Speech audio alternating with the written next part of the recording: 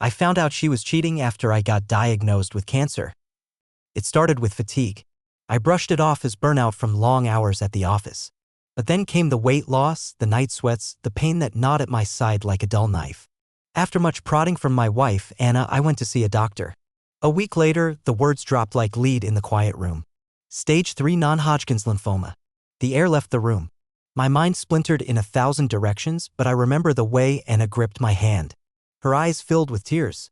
"We'll get through this," she whispered. And for a time, I believed her. The early days of treatment were a blur of hospital rooms, chemotherapy sessions, and learning how to wear a brave face. Anna was there at first. She took time off work to go to appointments with me, made smoothies to help with nausea, even shaved my head when the hair started to fall out in clumps. But over time, her presence became inconsistent. She said work was calling her back, that she needed to clear her head. I understood. Cancer doesn't just happen to the sick person, it affects everyone around them. I told her to take whatever time she needed. Still, something began to feel off. What began as understanding slowly morphed into suspicion. Her phone, once left carelessly on the kitchen counter, was now always face down. Passwords changed.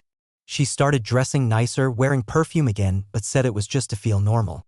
One night, after another late meeting, I saw her standing outside, whispering on the phone. When she came in and I asked who she was talking to, she gave me a look I'd never seen before, some mixture of guilt and annoyance. "Just work stuff," she said, then walked away. I lay awake for hours, staring at the ceiling, wondering if my illness had turned me into a burden too heavy to carry. It was a Wednesday. I remember that because it was chemo day and she'd forgotten to drive me. I called and texted, but no answer. I ended up calling a neighbor. That night, I waited. And waited. She came home past midnight, makeup smudged, eyes glassy. "Where were you?" I asked. She stared at me. "I can't do this anymore." "What do you mean?"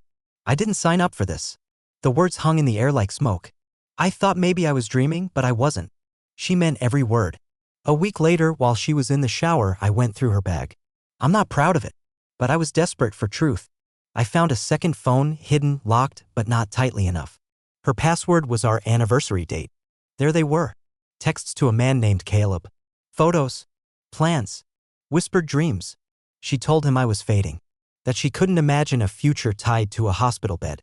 I sat on the floor of our bedroom, phone in hand, heart in pieces. I wasn't just fighting cancer, I was losing the person I thought would be beside me through anything. I didn't scream. I didn't rage. I waited until she came out wrapped in a towel. "How long?" I asked. She paused. "What are you talking about?" I held up the phone. Her face drained of color. "A few months," she said quietly. "Since the second round of chemo. You said we'd get through this. I thought we would. But I can't pretend anymore." "Then go," I said. "You don't have to pretend." She moved out the next day.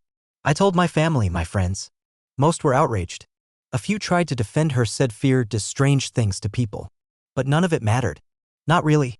I had cancer in my body and betrayal in my soul. Somehow the betrayal hurt worse. But I didn't stop fighting. My body wanted to give up, but my spirit, my rage kept me alive. Every appointment became a defiance. Every scan, every test, a step away from her shadow. I finished chemo 6 months later. The scans came back clean. Remission. It was a strange kind of celebration, quiet, lonely, but real. I began to rebuild. Moved to a new apartment. Took up painting, something I had abandoned years ago. I found peace in the strokes of color on canvas. She reached out once. A letter. No apology, just explanations. I didn't reply. She had said enough. Therapy helped. So did time. I learned to forgive, not for her, but for myself. Holding on to bitterness was like dragging around my chemo bag every day, even though the poison was long gone. I had to learn how to walk without it. Eventually, I stopped checking her social media.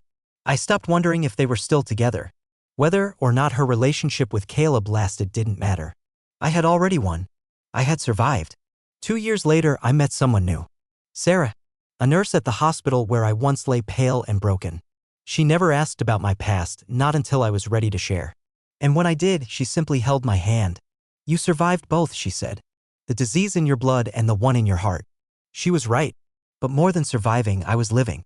I started volunteering at the oncology center, talking with patients who had just received the kind of diagnosis that once shook me to my core. I told them the truth, it would be hard. Some people would leave. Some would surprise you. But if you keep moving forward, you'd find yourself again.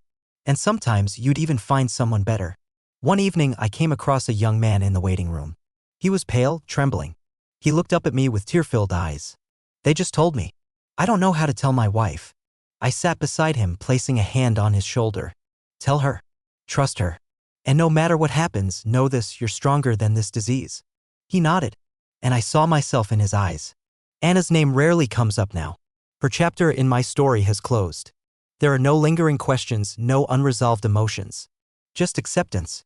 Some people are only meant to be part of your life for a season. My scars, both inside and out, are reminders.